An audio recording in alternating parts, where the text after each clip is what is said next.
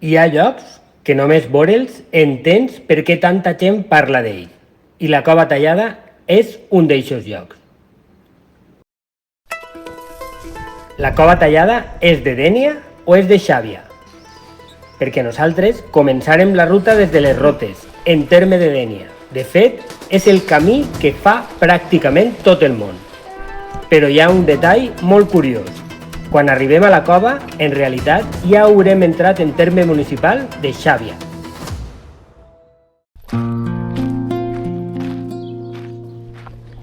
La ruta que farem avui comença en les Rotes de Dénia, molt prop de la Torre del Xerro. És una excursió relativament curta d'uns 4 quilòmetres entre anar i tornar, encara que això dependrà del punt exacte on deixeu el cotxe. No és una ruta llarga, però sí té alguns trams delicats. Hi ha roca molt polida pel pas dels anys, alguns desnivells i zones on hi ha instal·lades cordes per ajudar-nos a passar. Per això és molt important portar un bon calçat, aigua, gorra si fa calor i evitar vindre amb xancles. Si veniu amb xiquets es pot fer, però sempre amb molta precaució. Abans de començar a caminar, val la pena parar un moment i observar el lloc on ens trobem. Les Rotes és una de les zones més emblemàtiques de Dénia. Ací s'uneixen la mar Mediterrània i el Parc Natural del Montgó, un espai protegit que alberga centenars d'espècies vegetals i animals. Si l'aigua està tranquil·la, fins i tot és fàcil observar peixos molt a prop de la costa gràcies a la reserva marina. És un d'eixos llocs on la natura encara conserva una bellesa extraordinària.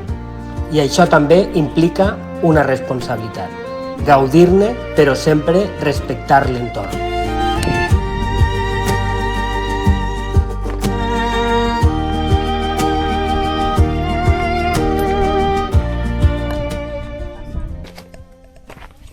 Comencem a caminar.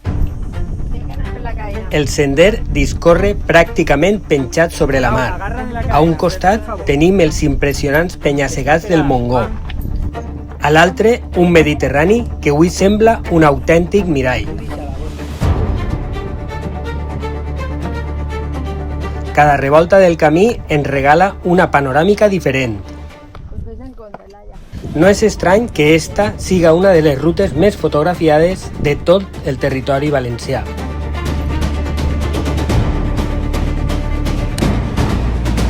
A mesura que avancem, el sender es torna un poc més exigent. La roca està molt desgastada pels milers i milers de persones que han passat per ací durant dècades. En alguns punts trobem cordes instal·lades per facilitar el pas. No tenen cap dificultat especial si es va amb tranquil·litat, però cal anar amb compte.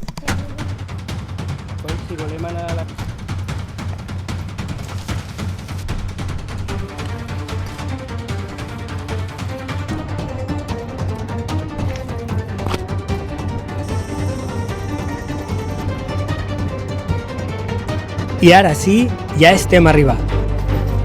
Quan la veieu per primera vegada, probablement penseu que és una cova completament natural. Però no és exactament així.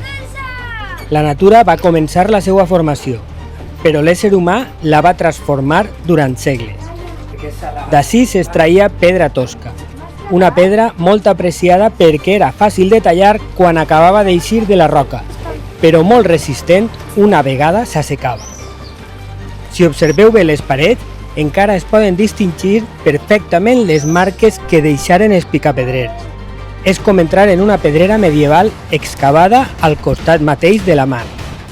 I el més sorprenent és pensar que moltes construccions històriques de Dénia i Xàbia es van alçar amb pedra extreta precisament d'ací.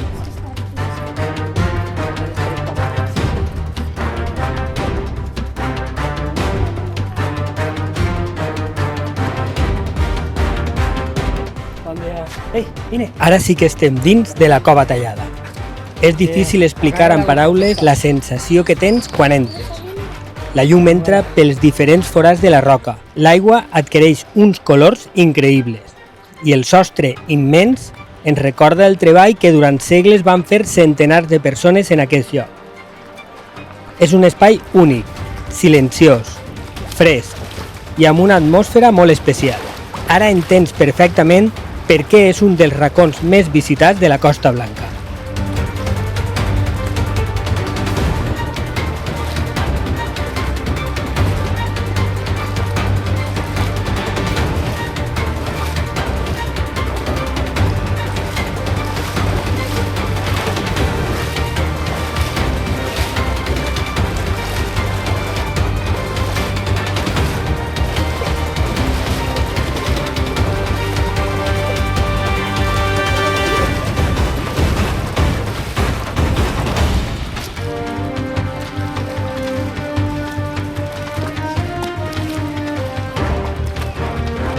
Durant molts segles, aquesta cova va ser una autèntica font de riquesa.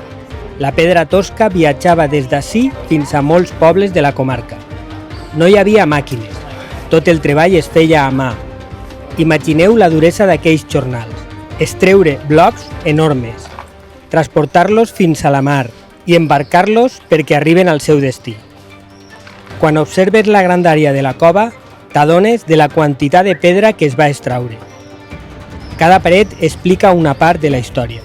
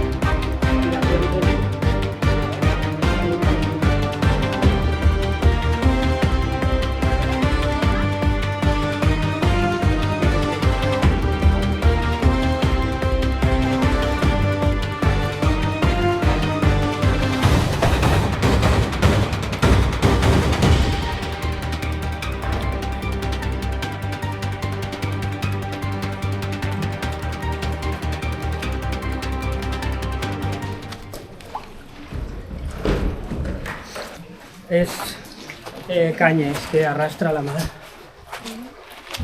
¡Hola! No ves qué es. Ja. Això és. Això és tota...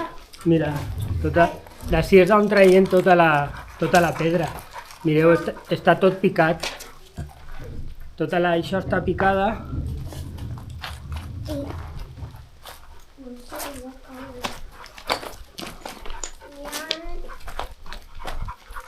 Mare meva, n'hi ha un mogolló de túnel. Els investiguem. Un poquet, diau. Se comuniquen. Sí. Claro, no vols fer túnels. Papi, pots Mira, ficar aquí? Enfoca, per favor. Així. Ana, no.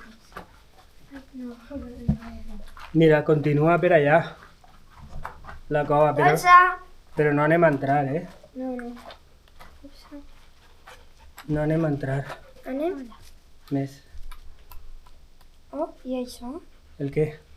Veiem.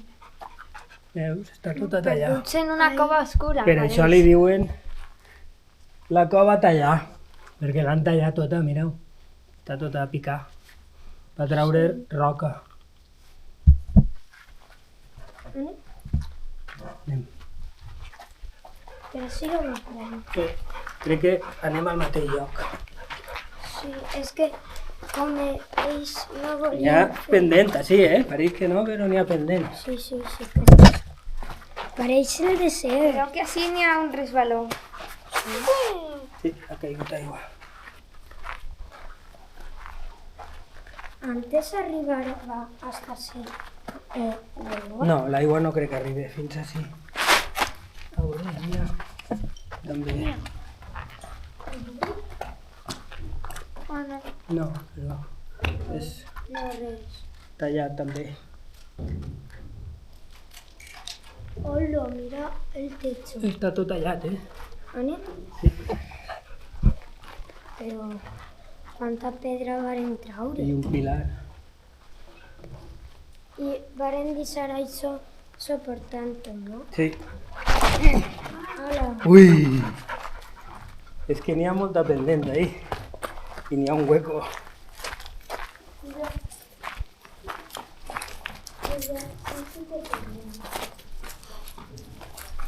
No hi ha res relatiu. Mira, abans estàvem ahí dalt. I per ahí se podia baixar. Hola, mira. Pues con el agua así en palos, así de Fins sobra. així arriba l'aigua. Mira. Mira.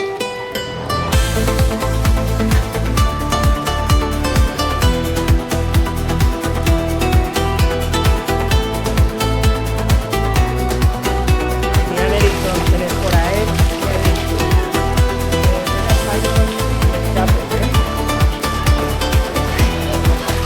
Si encara no coneixeu la cova tallada, espere que este vídeo vos haja despertat les ganes de vindre.